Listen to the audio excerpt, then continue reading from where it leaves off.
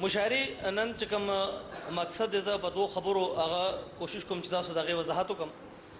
تیر د ډیر وخت نه په کراچۍ کې امن چې کوم دی هغه په ځای شوی دی. دومره شوه چې پښتنو د سا واغستو د مزدورۍ د پاروم او د خپل د چې کومې د هغوی د ژوند ربډې ستړي د هغې د پاروم کلم په کراچۍ کې بدو حالاتو وخت چې کوم دی په کراچۍ کې تیر شوي نو د هر شاعر په خپل هغه وخت په مطابق د خپل د قلم په ژبه باندې د کراچۍ د خلکو پریشانۍ جړه چې کوم دغه کړې ده هر وخت چې کوم دی د پښتنو غمې جړلی دی. نو اوس چې چونکې په کراچۍ کې لږ ګزاره وشو امن وشو نو زمونږ هم دا خواهش دی چې موږ هم په پاکستان نورو برخو ته یا نورو صوبه ته ورسره د نړیوال څومره ملکونو کې پښتانه آباد دي چې موږ هغوی ته وښیو چې نن چې کراچۍ باندې امن راغلی یا د راتلو امکانات ښکاره شول نو شاعران نن په دې باندې هم خوشحاله دي او دغه خوشحالۍ څرګندونه چې کوم ده نو هغه کوي. د دې مشاعرې اصل مقصد دغه ډېره مننه ستاسو ټولو ملګرو. زه د مشاعرې په باقاعده توګه ابتدا کولو دپاره چونکې زموږ د نننۍ مشاعرې مشر چې کوم دی فضل خالق غمګین صاحب دی د دوی په اجازه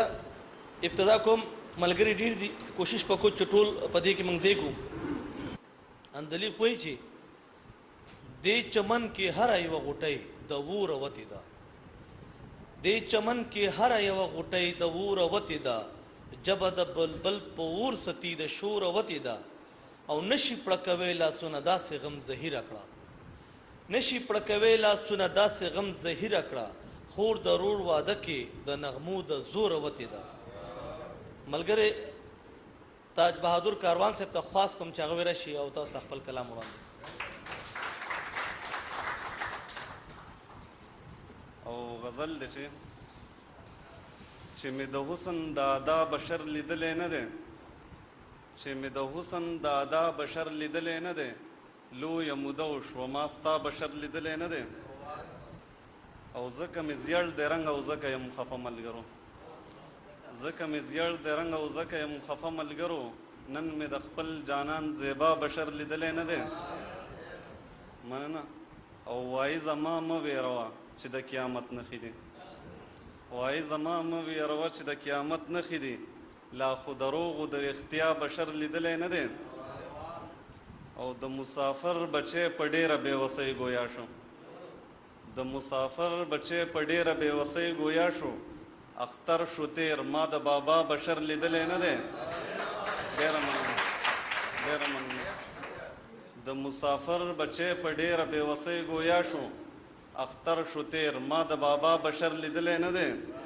او هغه سړی به د خپل حق غوښتنه څنګه کوي هغه سړی به د خپل حق غوښتنه څنګه کوي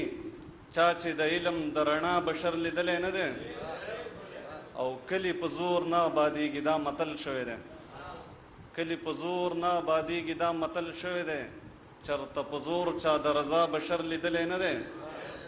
او کاروانه تګ دې تر هغې پورې جاري وساته کاروانه تګ دې تر هغې پورې جاري وساته تر څو چې تا د سپین سبا بشر لیدلی نه دی. ډېره مننه.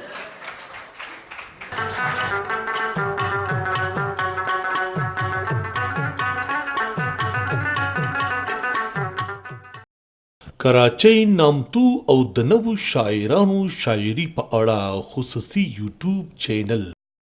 زه د نیغو لارو نه ورک شوی یم ستا سترګو خمارو نه ورک شوی یم هر وخت به تړلی د طوطي په شان هر وخت به تړلی د طوطي په شان زلفو زولندارو نه ورک شوی یم. څوک په زړه کې نفرتونه وړي او ځي څوک بلها محبتونه وړي او ځي په دلو دلو یادونه وړي او ځي مازدیګر خو منظرونه وړي او ځي زړه مې په ټوپونو دی سم زما وجود کې نن ما سره په جنګونو دی سم زما وجود کې نن سمې غوښته دا مې څه په نصیب ورسېدو وخت زورور شلو جانان د رقیب ورسېدو شان او شوکت یې نه غوښته وږی د مال نه و د نصیبونو په تقسیم باندې خوشحال نه و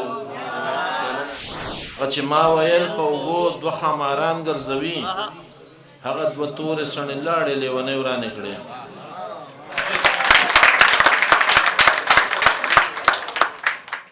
زمونږ چینل سبسکرایب کړئ او هر هفته د یو شاعر شاعري واورئ